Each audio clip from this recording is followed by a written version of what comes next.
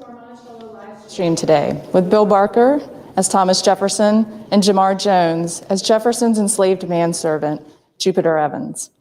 Today, we're going to be discussing the relationship between these two men, and then we'll have a chance for them to come out of character and talk a little bit about the challenges of first-person interpretation of difficult history. Please post your comments, your questions in the comments, and let us know where you're watching from. Oh, well, citizens, what a pleasure to meet with you once again, to visit with you here at our Monticello. It is a wonderful opportunity today that I have the pleasure to introduce you to, well, an individual without whom there would be a great void in my domestic affairs. I'm referring to an individual I have known from the time I knew anything, someone that I can refer to as a manservant and a valet, one very much of the family, Jupiter. And so therefore, Jupiter, if you will, we would love to meet with you here together today. Thank you. Pleasure. And citizens, if you would allow, we would not be so presumptuous to do it otherwise. May we remove our masks to be better heard and more clearly by you. Well, thank you. Well, there we are. That's more comfortable, I dare say. Indeed. Well, there are questions I know that you all have, so I'd be happy to receive them. What may be our first question? And I beg your pardon, I was just engaged here in writing a missive that Jupiter will be delivering to the postwriter shortly. So we will attend to it, if you will. The first question. Can you tell us a few memories of your early years when you were in the same places? Well, our earliest years were spent at Chadwell Farm, where I was born and grew up. The plantation that my father cleared out of the wilderness in the 1730s. That's where I was born, and that's where Jupiter was born and his family. And of course, I had the opportunity to travel when I was 2 years of age. That was my very first memory.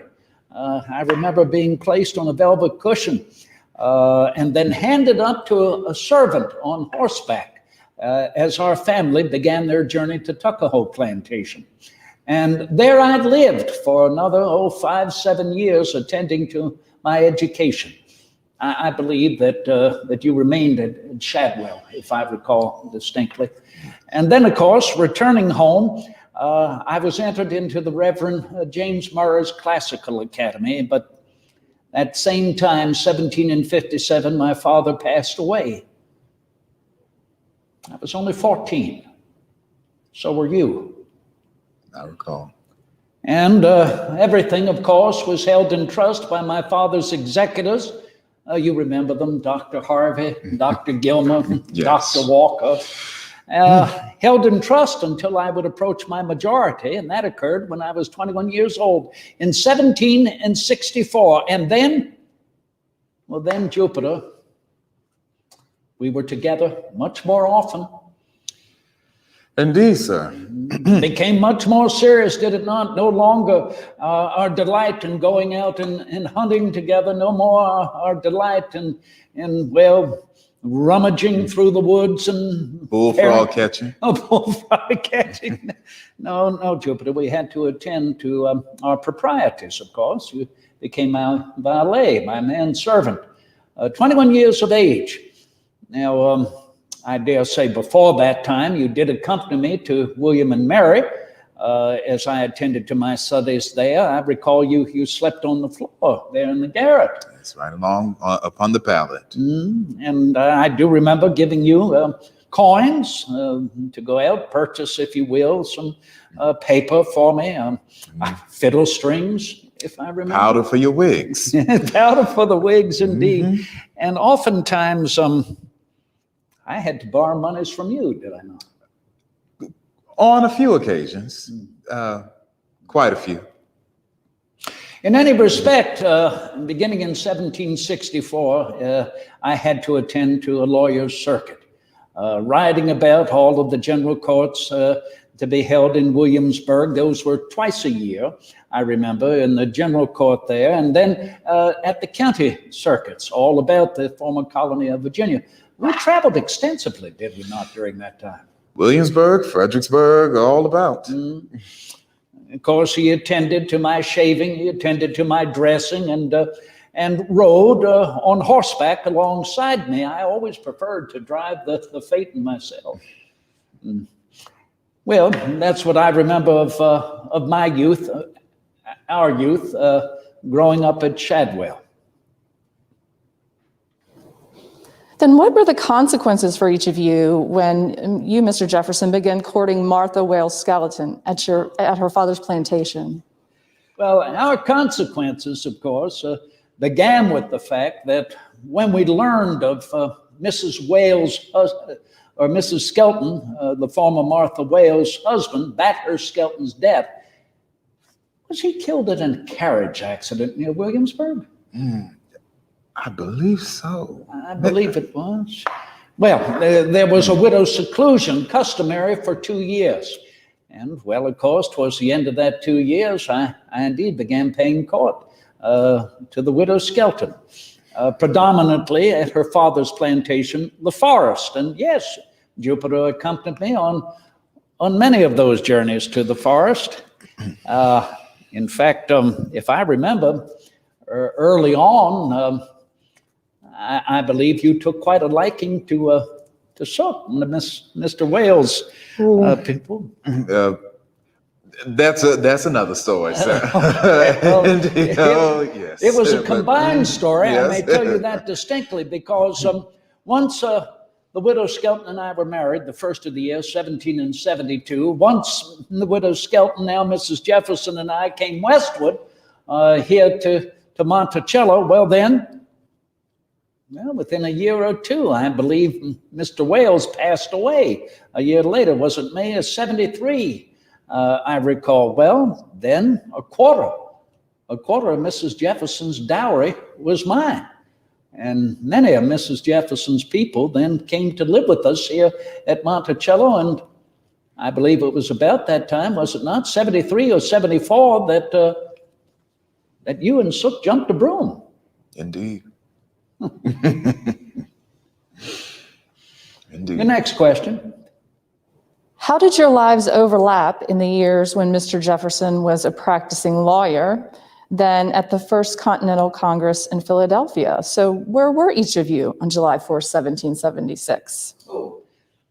Well, if I remember beginning to set out to Philadelphia, and I had every intention, of course, to attend the First Continental Congress. That was in September of 74, but I fell ill, was unable then to go up and to fulfill my obligations under my cousin, Peyton Randolph, for whom I would be second. That is, as if he, going up to Philadelphia, were recalled to come back to Williamsburg because he was Speaker of the Virginia House of Burgesses at the time, well, then I would remain in his stead.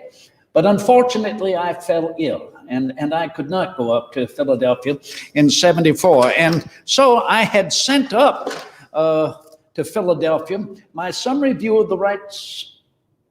Well, I did not send the summary view of the rights of British America to Philadelphia before being ill here at Monticello. I do believe I gave my draft to you to take to Williamsburg and therefore to have it printed up in Williamsburg by Mrs. Ryan, was it not? Clementina Ryan, who succeeded her husband as printer. And she printed up the summary view. And so it was brought up to Philadelphia, and I became known as an author, even in my absence. Imagine. And as far as being in Philadelphia on the 4th of July, well, I remember that distinctly. I went out and bought a thermometer for the day. I still take the temperature several times a day. I bought morning gloves for the ladies in my family, my mother having passed away at about the time I was setting out for Philadelphia. And well, as far as Jupiter on the 4th of July, I believe you, well, Well, you did not go to Philadelphia with me. I believe that at that time. Beg pardon, sir.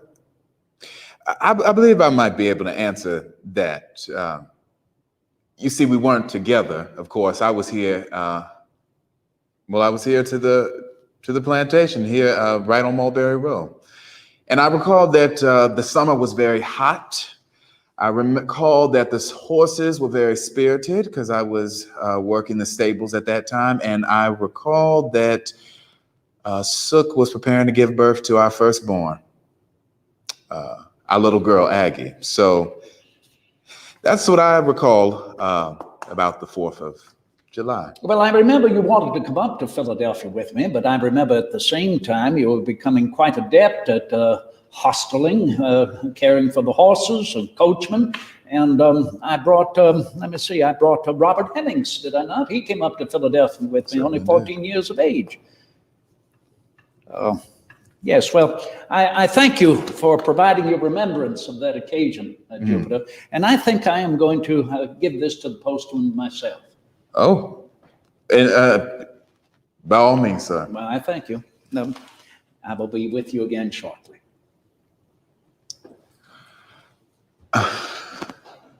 Well, Master Jefferson certainly does have a way with words, doesn't he? He always has had a knack for what I call pontificating, but so I suppose that just means it's myself and you all. Now, oftentimes I find myself a bit more quiet, and you always have to keep your eyes and ears open. You understand my meaning? You never know what's around you or what's being said.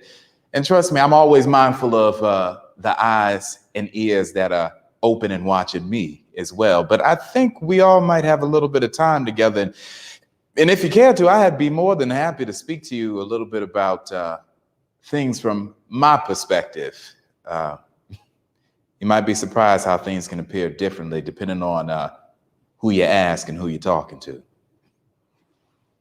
So we did have a question from Julius about your lineage, how Peter Jefferson acquired you, but we'd also just like to hear a little bit more about your family and your family life. Well, of course. All I recall is Shadwell. That's how things began. That's my earliest memories. And Tom, you see, I've always had to refer to him as something different. I remember when he was just Tom. Now, of course, he's Master Jefferson, but that's always home. Now, my parents went around when my mother passed when I was quite small, and some of the elders on the property tell me about her, and saying the memories are very small and short of my father, but I can tell you about my family now. Well, the best woman I know happens to be my wife, Sook. Now, I call her Sookie. That's just a name for me. But the way I met her at the forest, she said that she was the best cook on this side of the Rivanna River. And she's smart. She tells the best jest. And even in my darkest days, she always finds a way to make me smile. And as you heard earlier, we jumped the broom close to the time that Master Jefferson married the widow Skelton as well. And we had a ceremony with a few folks in the community, and some words were said, and that broom was laid right before us, and no longer were we two. We jumped right across it and became one. And we've been going that way ever since. Now, that's not to say that Sook and I haven't had some difficulties. You see, we've had 3 children, but only one remains, my son, Philip. And we lost our firstborn, our little girl, Aggie, and also lost my youngest son at early ages. And it does something to you. And it's quite fascinating that Master Jefferson and I, we've experienced similar things around similar times, whether that's marriage, whether that's loss of children. And but Sook and I, well, we stay as close to one another as possible, even when things with this law make it make things unpredictable at times. So how has your life as an enslaved manservant at Monticello differed from from those who work on Mulberry Row or in the fields? Well, I tell you, the work changes, but the circumstances are always the same. Now, you see, I've traveled everywhere with Master Jefferson. I recall being in Williamsburg as his manservant. I was purchasing those fiddle strings. I was walking up and down the Duke of Gloucester Street, paying debts to the shoemaker, purchasing candlesticks, purchasing books for his law studies at William and Mary. And I was just seeing him interact with all sorts of folks. I recall when he was having supper with the governor at the palace. Now, all of those things, being a manservant, you really begin to see a different world. Now, I was privy to a lot of different conversations. I remember those early conversations when he was beginning to mull over the ideas which ultimately became what he put into that Declaration of Independence. Now, imagine my thought attending him, picking up things for him, perhaps making sure that he was dressed, see to his appointments, and hearing some of those initial talks of freedom and independence. Now, things did change when I no longer served as his direct manservant.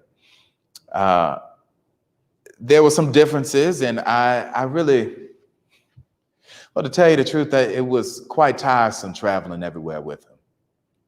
Going here and there throughout the years, 7 and 8 months on the road. And well, I just wanted the opportunity to actually be and have a family with my wife, or at least have some semblance of it, you see. And so I started to serve as the head of the stables in Monticello. Now, I also, if you ever happen to pay call upon us here, if you make your way through the front portico, you'll notice some of the columns there. I learned some things from Mr. William Rice, a stonecutter here. And I myself even designed some of those columns out there. And if I do say so myself, I think they look pretty good. But the nature of the work changes. And most importantly, I'm no longer at an arm's length to Master Jefferson now that I tend to the horses and work the stables.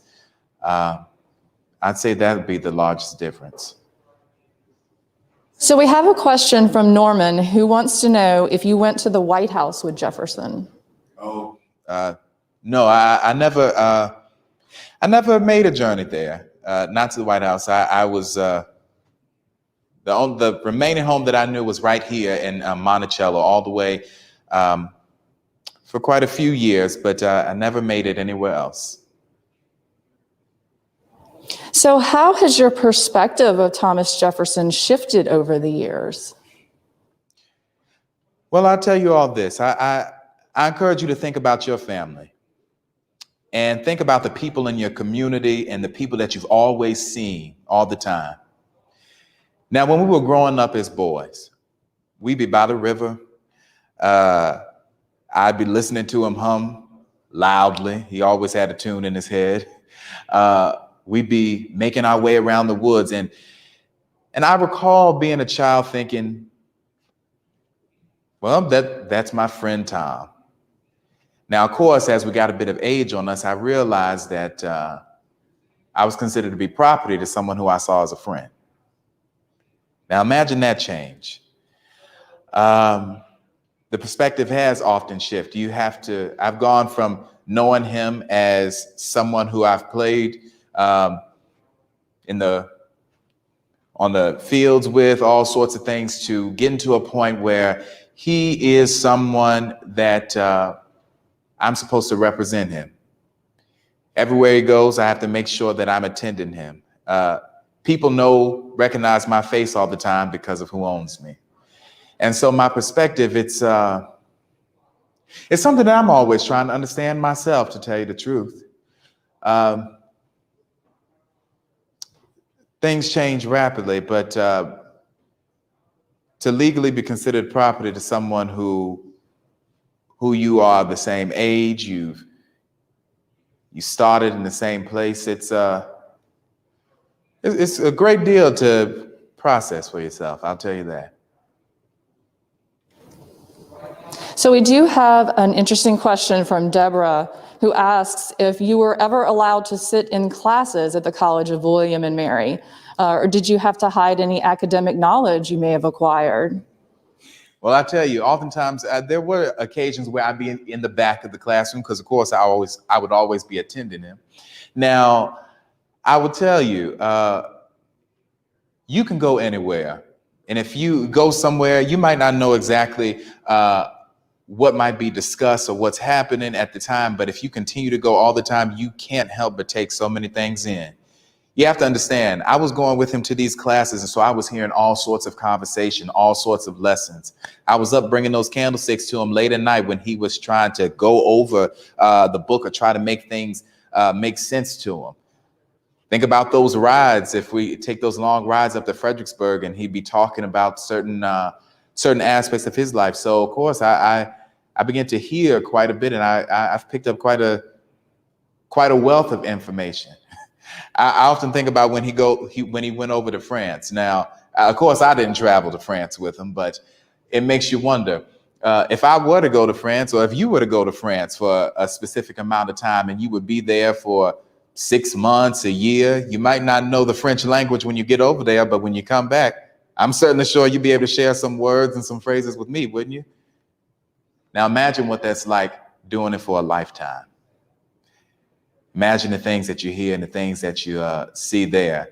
So, yes, did I attend some classes just from a distance? That happened, but oftentimes you have to know that life taught me most frequently.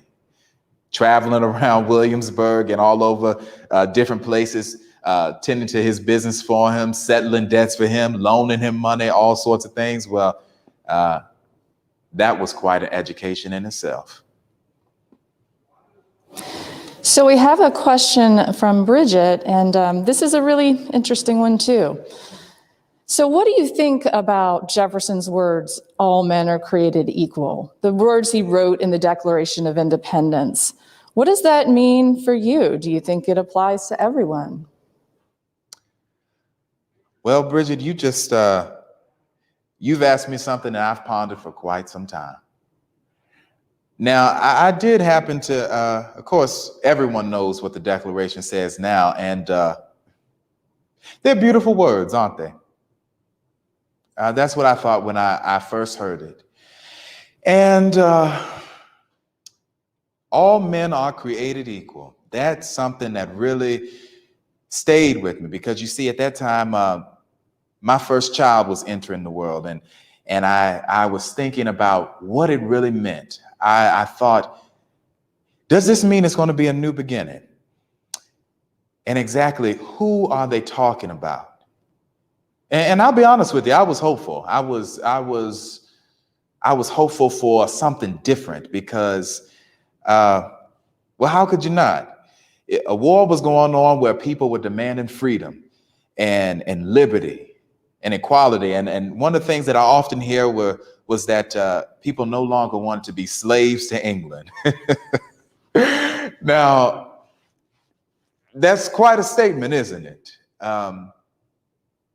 We have this beautifully written document saying that all men are created equal, yet people who hold people in bondage, who uphold the law to maintain people in bondage, say that they will not be slaves. And that's when I began to get confused, and I don't really know how to feel about the document anymore. Now, can I say I'm still a bit hopeful? Certainly.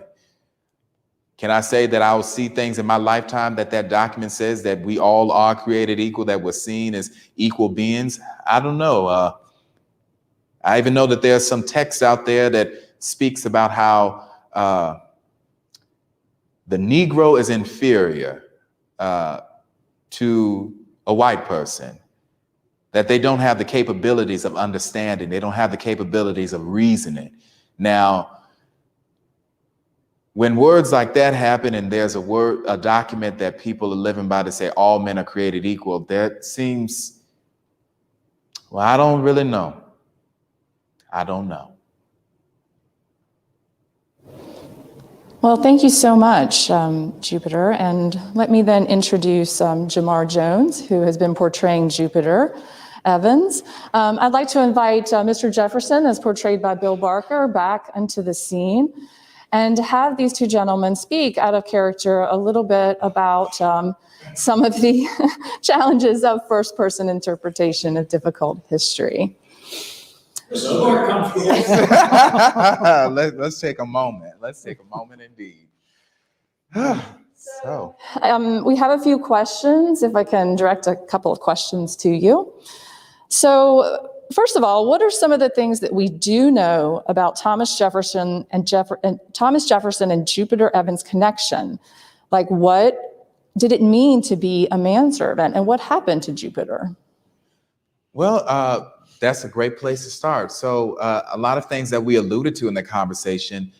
Jefferson and Jupiter did grow up together, both born in the year 1743 on Shadwell Plantation. And what we know oftentimes about the manservant master dynamic, oftentimes you find that these individuals are relatively close in age, or also they grow up together for a while. And the instructions, it's kind of, well, the truth is, it's this idea of grooming an enslaved child to attend someone. So a manservant, they would be running errands. They would essentially, you would see, if you saw the master, you would often be seeing the manservant or the maidservant. They were dressing, they were washing this person. They knew this person better, arguably, than anybody else at the time, truthfully, because they're always around. Their role, their duty is to know the master or the mistress's need before the master or mistress even knows them. So imagine what that's like. So these people, they're observing, and it's quite a task. And on top of that, they are always with that person, and that means oftentimes their needs, those personal needs, or if they had a family like Jupiter did, the needs of Thomas Jefferson would have come before, say, Jupiter's needs as a husband or a father at that time. But of course, we know there was a change in their dynamic by that time. But that's a little bit about the manservant. Yeah, the element, too, of knowing so much about one and the other, but the more so that Jupiter would know so much about Jefferson, you'd be concerned about secrecy as to what he knew about Thomas Jefferson, and be concerned about trust as to whether you can trust one and the other about that. And we have in Jefferson's writings that he did hold a great trust for Jupiter, commented about that as well. And Mr. Jefferson commented as we began our session today that without him, there would be a void in his domestic affairs. Now, that means not only affairs that are administrative, such as writing and mailing letters and attending to purchasing this or that when they were together in Williamsburg, but it also means in family relations, I think, as well. Indeed. And what happens with Jupiter, we know that he does live out the rest of his days at Monticello after he stopped serving as Jefferson's direct manservant, roughly around 74, 75. He is here at Monticello serving as the head of the stables. We do know that he did work on the columns in the front of Monticello as a stone cutter. And he died in the year 1800. But what's interesting, all through those years after he no longer was serving as Jefferson's direct manservant, you can look at Jefferson's memorandum books. He is still referencing Jupiter a lot in letters to his daughter. He's still having Jupiter take care of a lot of business for him. And also we know that Jupiter is receiving certain things like in the allotments, in the memorandum books. And I will say it's also what we do know about their dynamic. We do believe there certainly were moments of contention between the two, absolutely, based off of letters. There is one account where the people in the household had never seen Jefferson so impassioned as what happened between a situation between Jupiter and he revolving around what we believe to be a horse, where Jupiter didn't want to lease out a horse to another young enslaved man because he said that they weren't capable, and he told Jefferson no, simply. But I think that's a very interesting thing when we think about these two. Yeah, exactly. I mean, Jefferson and Jupiter had quite a discussion, argument. Let's just say an argument over Absolutely. this, and Jupiter won out. Yeah, and and it's something to think about. Jefferson, of course, is a very public figure, but really step back and think about the idea of what's happening privately, and also they've been knowing one another all their lives. Now, there is a familiarity there, right, because of where they come from and how long they've known each other, and Jupiter knows them the best. But you think about that, those lines, right? Mm-hmm. But the blurriness of lines, because one is property to the other. It's quite a bit. It is, and I think one of the most telling comments in Jefferson's writing is something he writes to his daughter, Maria Epps. And this is just after she is married.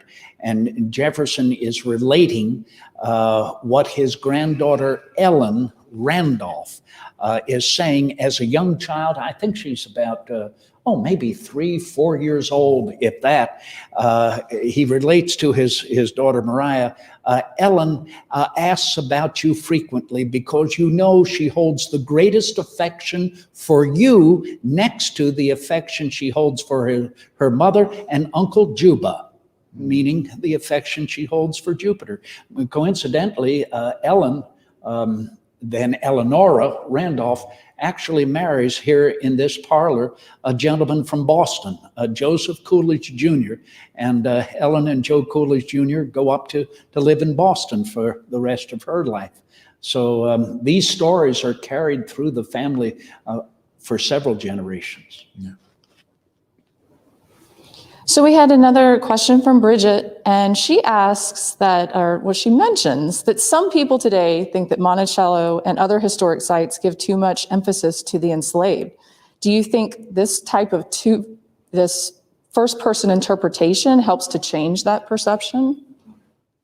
I would love to. Please. Well, thank you for that question, Bridget.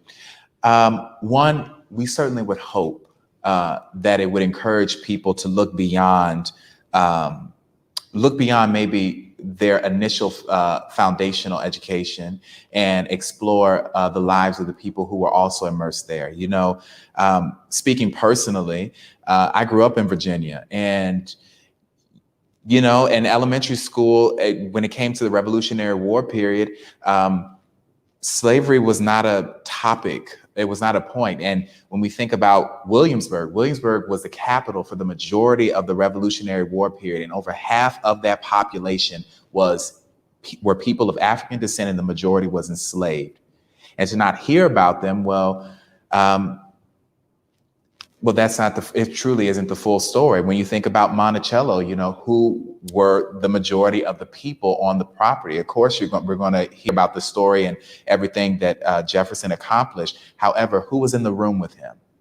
Who was attending him as he traveled up there to, we know Bob Hemmings, was up there with him when he was creating this wonderful document that we still celebrate today, the Declaration of Independence. And so, you would hope that people would be receptive to it and want to hear it, because something that's been posed to me in my time, in my work of doing things like this, someone said, why do you focus on the bad part of history?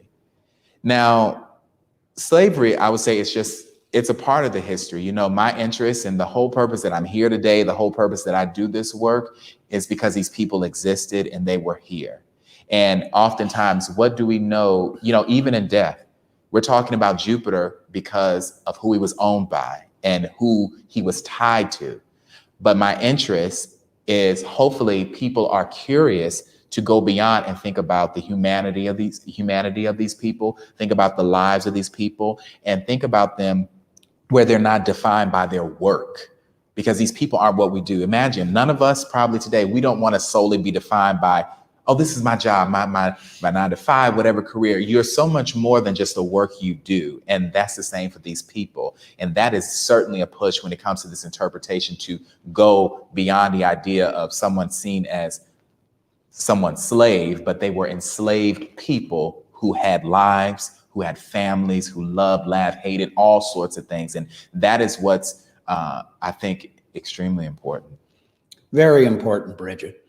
And very important to keep that history and story alive in recognizing this has always been who we are. It has always been who we are as Americans. And when you think of the waves of immigrants coming into our new nation, there towards the end of the 18th century and throughout the 19th century, well, very early on, particularly as they're coming down south, or they're coming, say, into Norfolk, and then venturing farther west, they're encountering a population that has already been here for many generations. I mean, the natives and the black and the white, this is where we are coming from, and how we are building a nation. When you walk around Monticello and you see the beauty and the sublime architecture of the house itself, you cannot ignore that surrounding all of this, as well as in and out throughout the house, are African American enslaved. Mm-hmm. And so this is a part of the entire story. You cannot really segregate the one and keep it in its place without involving everyone else collectively. So I think the necessity of continuing to relate the enslaved history of our nation is something that continues to remind us who we have always been. Jamar and I were talking earlier, remember, about what we were learning in school. Mm-hmm. And so I'm nearly a generation older, and I remember we were taught our enslaved history. Right as we got into American history, we would spend several months on the American Revolution, and that would be a part of the story of our American Revolution. And then we would spend several months on our American Civil War. And of course, slavery was very much a part of learning about what nearly tore our nation asunder. So we cannot forget this. And it's of late, it's become very necessary if we are going to help to continue to heal ourselves with respect to that history, that we have to remember.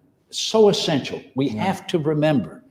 You know, one of the great cures for loneliness is solace. In order to think about these things and remember it, enter into it. And that helps us then to be able to cure and heal and bring us closer together. This is what history is, to remind us where we've been, to help us better understand where we are, and to continue to bring us together and move forward. Indeed, indeed.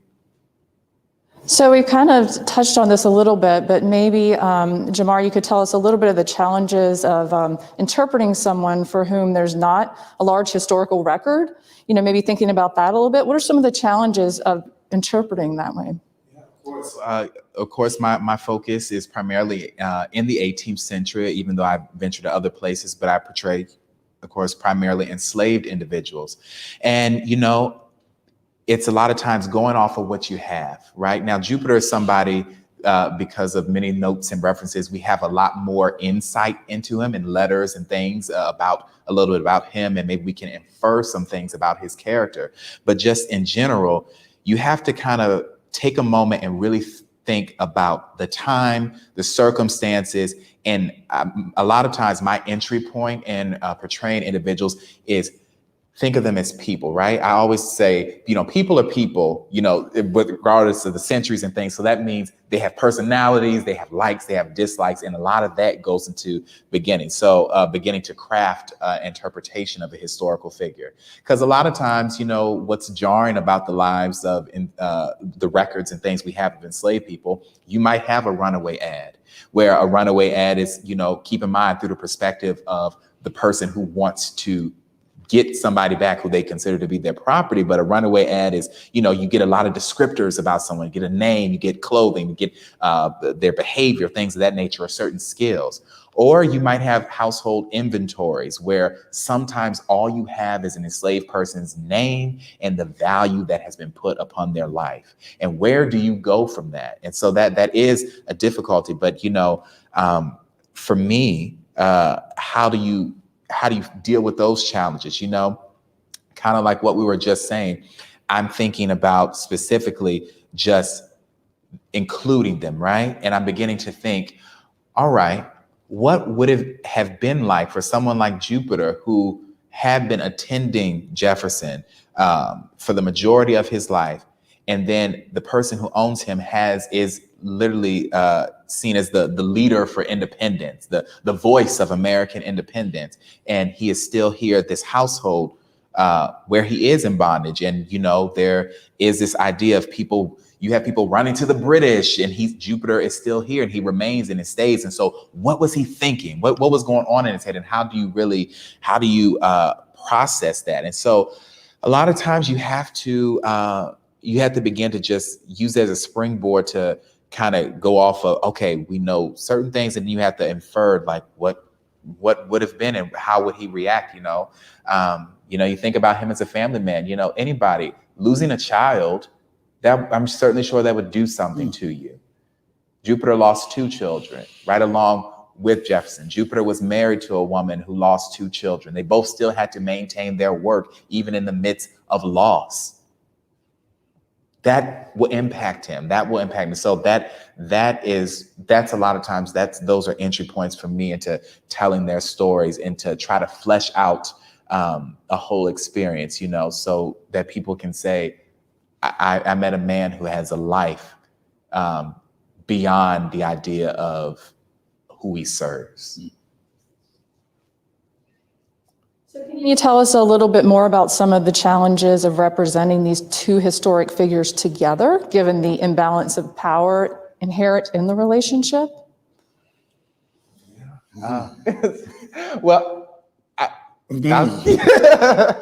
So I started portraying Jupiter a few years ago, and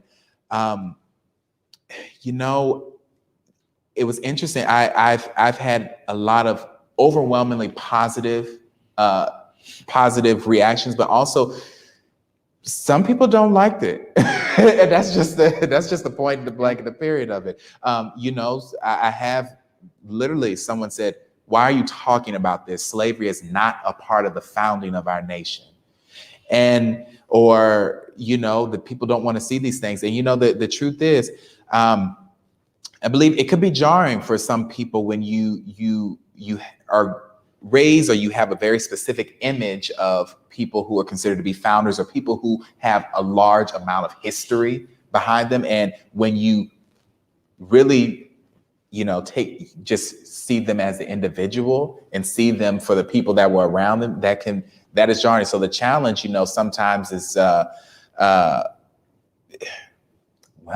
suppose sometimes, it's not always received. It doesn't want to be. Bill, please, because I can go on for stories. It's right. I take my hat off, all the time. Yeah. To interpreting enslaved Americans and of our past, and to bring us into this and help it be received with more profound insight as to what this meant. Mm-hmm. That an individual just does not have the reins of their destiny. Yeah. And it's so difficult to understand that. The real challenge, isn't it, is in this modern world to understand that and to bring that into a more clear focus of what it was like and what we still need to do, particularly with respect to systemic racism, in order to heal this. My challenge has always been to try to bring a clarity to it, but in a time where Mr. Jefferson is an icon of the American slave owner, an icon of the contradiction of the American credo. All men are created equal, and yet he owns slaves. So there's the challenge, to be able to help us understand, yes, the past was not less intelligent than we are today. They were beholden to habits and customs and proprieties and social mores that we are beholden to, though somewhat differently in our day. But there is a strain. Mm-hmm. There is a strain that continues on through that. Yeah, absolutely. And one thing that I often tell guests and people who we encounter when we tell stories like this should make you uncomfortable. Mm-hmm. It is uncomfortable, but it's also the truth, right? And so imagine, it's uncomfortable to talk about it. It's uncomfortable to portray it, certainly, and to bear these clothes and to bear these personas. But, take that step back and imagine what it was like during the period and things happening, right?